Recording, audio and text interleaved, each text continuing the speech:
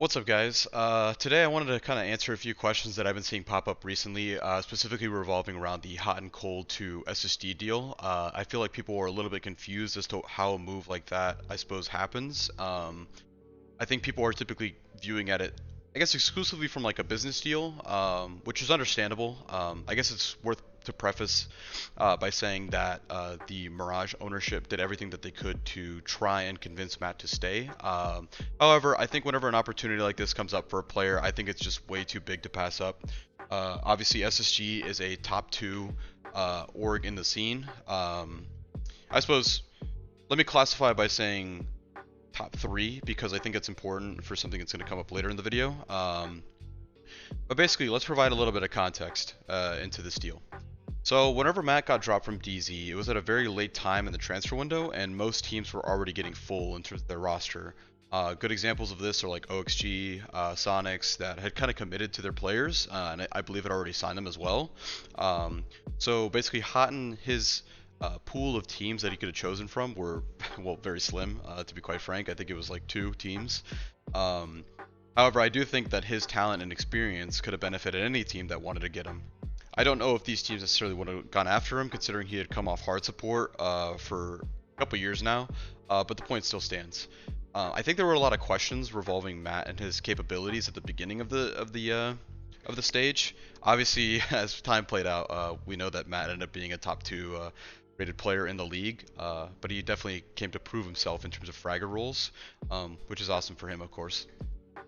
Now, Troy retired after the transfer window closed, and obviously, had Troy retired before the transfer window closed, and Matt was still a free agent, I think without a doubt Matt wouldn't even have given us the time of day and basically just gone to SSG right away. And I don't think there's anything wrong in that. I think that's obviously an excellent opportunity, as I've already mentioned. But basically, whenever we heard about that news, I had a personal conversation with Matt and asked him, obviously, first of all, would he wanted to go there if that opportunity presented itself? And the answer was, of course, yes. And so basically, one thing that I suppose was implied from that conversation was, let's just do the best we can with this team, this current moment. Because like I said, there were a lot of questions revolving Matt and his capabilities. I think we on Mirage were always confident in his abilities. I've obviously worked with Matt before. I know what he can do. I know that he could fill those roles that we basically asked him to come in and do. And obviously, I think he took it and ran with it. And that's not just to say about Matt's capabilities. I think that the rest of the team really stepped up and really helped showcase not only his talent, but just their each individual talents. I'm gonna get into like the philosophy of the team once again, just because I feel like it's worthwhile to touch base and maybe give a little bit of update on that. But we'll do that later. So basically, we obviously didn't know that Matt was going to be a top two player in the league. However, I think that it was important for him to kind of set that out for himself.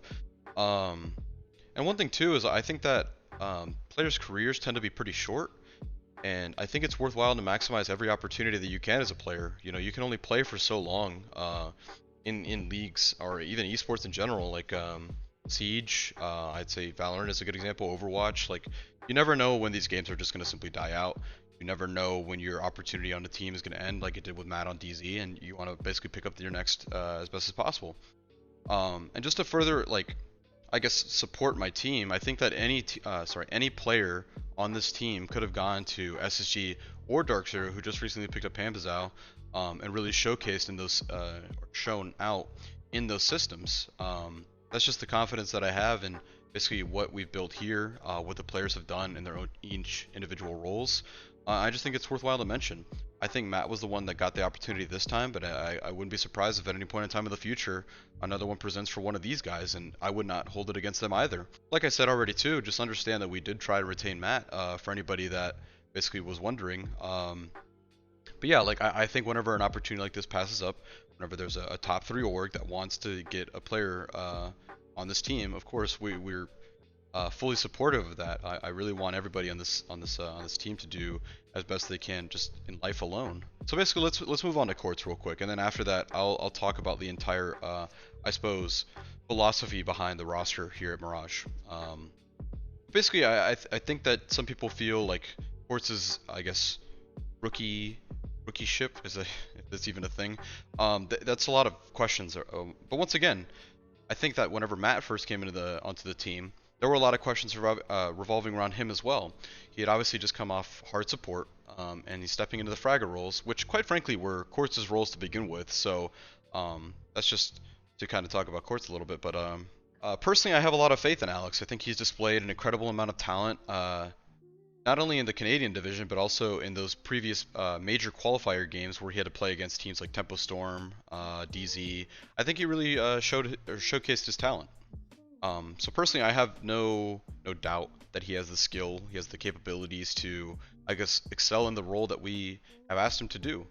And I feel like other people are thinking that he's coming in to fill Matt's shoes, which I just don't think that's true. I think if anything, Matt came in to fill Quartz's shoes, and obviously did tremendous. He took it and ran with it, and now it's time for Quartz to reclaim his position and just simply, run with it himself. Obviously, I think there's a lot of experience that needs to come with time. I think over the course of the stage that he's going to continue to develop into the player that we're expecting him to be, and I feel like he's going to do that as well. I think he understands that it's not just going to come all at once. He needs to develop with the team. We've been helping grow around him, basically build to his strengths as opposed to trying to convert into what Matt was. I think just to kind of compare the two a little bit, which is it's pretty apples to oranges to be quite frank. I think Matt was really good at doing things very individually. We trusted him, I guess, to just kind of take his experience and do whatever he needs to do to get the job done, I suppose. I think one of Quartz's strengths is that he plays with the team far better than Matt did, I suppose. But once again, that's intentional. But I think Quartz does really well in a team play environment, I suppose. If he's with the push, if he's using his nades along with the clear. I think that's just something that we've noticed Quartz to do really well in. I think that another thing too is that his gun skill, quite frankly, is quite impeccable. I think Matt was able to be more selective in terms of his roam, his lurk, his flanks. Where Quartz, whenever he gets himself in a sticky situation, just being a rookie, he can get out of it using his gun skill. Now, I think naturally with time, he'll be much more selective and be more calculated when it comes to the roam, but I think for now, he's done an excellent job in that. I've always, as I mentioned, he's always had those roles, and so I've seen what he's able to do in them, and so I trust that over time, it'll kind of fit to our team quite better, because quite frankly, we don't have what's the word, like a very, I guess the best way to put it is we have our own system, and I guess Quartz has had to come in and adapt to that system a little bit, and we've also had to adapt our system around him. I think that there's been a lot of, I guess, like balance to be had, a lot of practice getting there, and I think over time we're naturally going to get to a state where we feel like a team once again. I think right now we're looking pretty good for anybody that's curious about like our status for stage 2. I think there's a lot of expectations, not only externally, but internally. I think people are really, really quick to just simply write us off and say, wow, we lost a top 2 player. But I guess just to be quite frank, it feels like we're getting that caliber of player back. All right, so basically for the last little section here, basically I wanted to talk about our philosophy when it comes to the roster. And I think it all comes back to just understanding that we are an expansion team. We're quite literally just moving into the NAL, just got third, which are incredible achievements in themselves. However, I think at the beginning of the stage, there were obviously a lot of questions revolving around us and how the team would click, considering we had just built the team from the ground up. But basically, as I've already mentioned in my roster construction video, is that we wanted to build around players that fulfill their roles quite well. And I think we did an excellent job of that. I think that's something that we really utilized Matt for quite a bit too, is kind of getting like loading up the speed in terms of flank watch. I think getting Dream a little bit more established as a hard breach player. And then Nix also helped with basically Ben and obviously himself and the rest of the team in terms of, I guess, catching them up to speed too in terms of experience. Even Chase has said that he didn't really value experience as highly as he did until he played with Matt and Zach. And so that's just something to make note of, I suppose. I also don't think that players are ever one-to-one. I think I've already mentioned this with the Quartz to Hotan, I suppose, comparison, is that they each carry their own individual strengths, and that's something that we're looking to utilize. We don't look to shape people into what other players before them have come and done. And now this obviously is a little bit more difficult. It takes a lot more time, but it's basically bringing the player in, building up their strengths and centering the system around them, and basically just maximizing everybody in their positions. Now, thankfully, we've got 4 guys that have already kind of established themselves in our system, and now it's just a simple matter of getting Quartz in and doing what he does best, and then just utilizing that to the rest of the team. Now, it's not as painless as it sounds. Like I said, there's been quite a lot of growing pains, to be frank. But it's just a simple matter of just understanding or teaching Quartz what is our system and how do we best utilize him within it. I think we've done a good job of that so far. I think there's still a long way to go, however. One thing to keep in mind too is that the first 3 games of our season were pretty rough, and that was a matter of getting people established.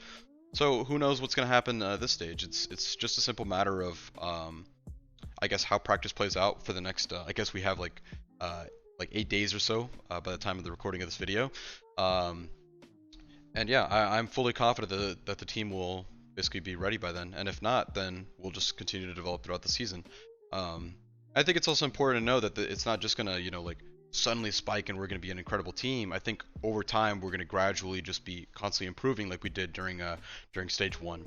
So yeah, I know this feels like a little bit of a reset. I know people might be bummed that we lost Matt. People are probably going to be extremely excited that we got Quartz.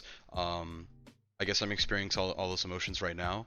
But nonetheless, like we just got to move on. We got to be confident and we got to perform this stage. So thanks guys.